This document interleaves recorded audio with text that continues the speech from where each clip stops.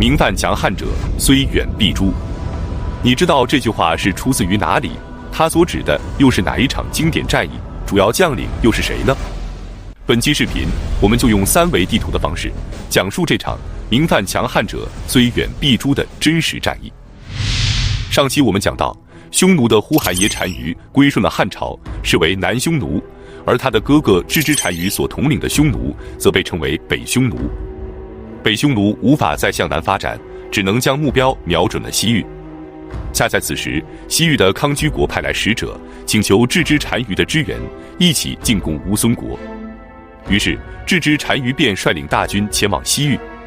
到达康居后，他受到了康居王的热情招待，并且还将自己的女儿嫁给了郅支单于。作为礼尚往来，郅支单于也把自己的女儿嫁给了康居王。然后他们便向乌孙国发起了进攻，一直打到了乌孙国的都城赤谷城。胜利后，他们残杀赤谷城的百姓，抢夺乌孙国的牲畜和财产，乌孙国的百姓则四处逃亡，致使千里之地无有人烟。此战过后，郅支单于飞扬跋扈，变得不可一世。他因为康居王的怠慢，就杀掉了康居王嫁给他的女儿，还把康居王安排在他身边的官员肢解后投入水中喂了鱼。更让康居王痛苦的是，郅支单于并不着急返回匈奴，而是准备要在康居国长期定居了。他征发康居国的百姓，用了2年时间为他修建了一座郅支城。与此同时，他还要求周边的小国每年都要向他进贡。对于郅支单于的这种做法，汉朝很不满意，接连派出3批使者前往，却都被郅支单于羞辱而回。此时的西域36国早已归顺了汉朝。汉宣帝刘病已在位的时候，为了方便管理，便在此设置了西域都护府，管理西域的事务。这时，西域都护府的校尉是甘延寿，副校尉是陈汤。甘延寿是北狄郡玉质县人，也就是今天甘肃省庆城县人。他出身名门，善于骑射，先后做过郎官、辽东太守。之后便任命他为西域都护府的校尉，是实际管理西域事务的最高官员。陈汤是山阳郡峡丘县人，也就是今天山东省济宁市兖州区人。他非常喜欢读书，而且学识渊博。年轻的时候，由于家境贫寒，常年以乞讨和借贷为生。到了长安之后，才通过别人的举荐，任命他为郎官。几年后，他又被任命为西域都护府的副校尉，成为了甘延寿的副手。对于郅支单于在西域的所作所为，甘延寿和陈汤都忧心忡忡。于是陈汤就给甘延寿建议，他说：西域各国天生就害怕匈奴，现在郅支单于已经联合康居国拿下了乌孙，那么下一个目标很有可能就是大渊。如果不加制止，用不了几年，西域诸国就不再属于汉朝了。其实他们既没有坚固的城墙，也没有强劲的箭弩，只要我们发动屯田的官兵，再加上乌孙国的军队，定能将他们打败，到时候千载功业便一朝可成。甘延寿非常认同他的观点，但是如此大规模的用兵，必须要朝廷下令才行，所以他觉得应该先上报朝廷，等皇帝下诏后方可出兵。陈汤忙说，长安距离西域有几千里之地，派人一来一回，时间太过漫长。何况上报朝廷后，皇帝必定要和大臣们讨论，最后的结果也许就是反对出兵。到时候我们就只能眼睁睁地看着西域诸国被郅支单于慢慢地给吞噬掉。可是不管陈汤如何劝说，甘延寿就是不同意他冒险的建议。然而西域的情况却一天天地在恶化着。就在这时，甘延寿却突然生病了，于是陈汤便假传圣旨，征调了西域各国的军队，以及被安排在居师国屯田的官兵，准备出征康居。当甘延寿得知后，差点没窒息过去，矫诏出兵，这可不是闹着玩的。他惊慌失措地从病床上爬起来，连忙去阻止陈汤。可陈汤见到他后，手按剑柄，怒斥道：大军已经集合完毕，你是想扰乱军心吗？甘延寿也明白，事已至此，除了跟他一条道走到黑，也没有别的办法了。于是在大军出发之前，甘延寿和陈汤共同给皇帝上奏，说明了矫诏出兵的缘由，并进行了自我弹劾。然后他们便率领4万大军，兵分2路向康居国进发了。第一路由陈汤率领，从塔克拉玛干沙漠的南部边缘前进，越过葱岭，从小道进入大渊，然后挺进康居。另一路由甘延寿率领，他们从温宿国出发，经由北道前往赤古城，然后联合乌孙国一同前往康居。另外，斯罗大军还担负着全军粮草辎重的重任。当甘延寿率领大军来到乌孙国的时候，正好遇到了康居父王率领着几千名骑兵在赤古城的东边抢夺乌孙国的财产和牲畜，并且还掠走了乌孙国的1000多名百姓。双方见面后便展开了激战，结果汉军战败，大量的粮草辎重被康居父王给抢走了。随后，康居父王便准备返回康居国。当他们走到伊塞克湖西面的时候，却迎头遇到了陈汤的大军。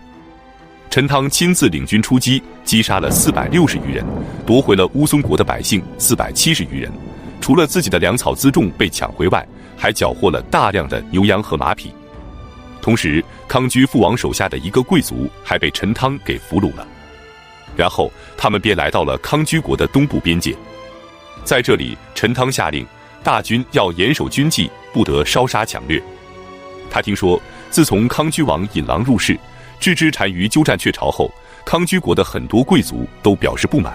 于是，陈汤便暗中联络了一个贵族，和他结盟后，便放他回去。之后，他们来到了距离置之城大约60里的地方。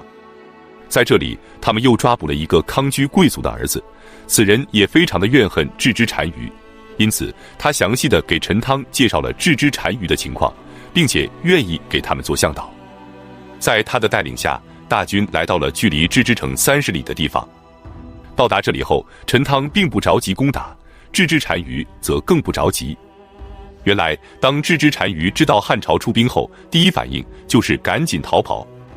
可是，一方面他知道康居国有很多人怨恨他，这些人肯定会给汉军做内应，所以康居国靠不住。另一方面，他听说乌孙等西域诸国都已派出了军队，他已经是无路可逃了。既然这样，那还不如坚守城池，和汉军拼个鱼死网破。何况汉军远道而来，只要他们不能快速取胜，就只能被迫退兵。于是，为了能拖垮汉军，他就派出使者，假装要和汉军和谈。陈汤当然明白他的意图，也和他装模作样的和谈了起来。双方互派使者往来传话，打起了口水战。几天后，陈汤故意怒斥单于的使者道：“我们远道而来，人困马乏，再这样耗下去，我们的粮草都快被耗完了。现在恐怕连大军返回的粮草都不足了。单于能不能慎重地考虑一下，到底要不要和谈？”他之所以释放出这样的信号，目的就是麻痹置之单于，让他放弃逃跑，主动来和汉军开战。第二天，陈汤命令大军驻扎在距离置之城3里远的地方。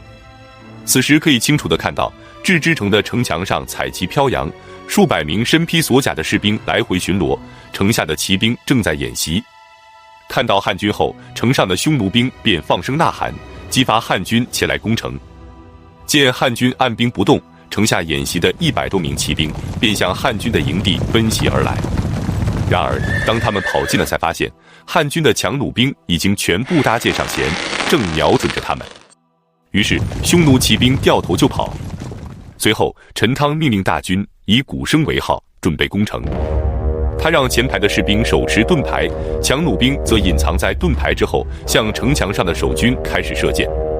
置之城是由2座城堡组成的，前面的是木城，后面的是土城。此时，匈奴的士兵正从木城中向汉军射箭，汉军则点燃了柴草扔向木城，木城顿时就着火了，一直烧到了夜里。到了夜晚，数百名匈奴骑兵企图趁着夜色突围，但都被汉军迎面给射了回去。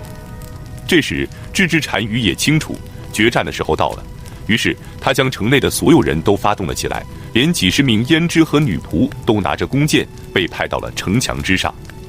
他自己则身披铠甲，亲自站在城楼上指挥。双方对射了一阵后，几十名胭脂和女仆大多都被射死了，置之单于的鼻梁上也中了一箭，只好退下了城墙。午夜时分，木城终于被彻底烧毁，守城的士兵只能全部退回到土城之中。当时城外还有康居国的1万多名骑兵，分散在10余个地方。他们想进城去营救单于，但都被汉军给射退了。汉军攻破牧城后，康居国的骑兵便全都撤走了。汉军前有盾牌，后有射手，很快便攻进了土城。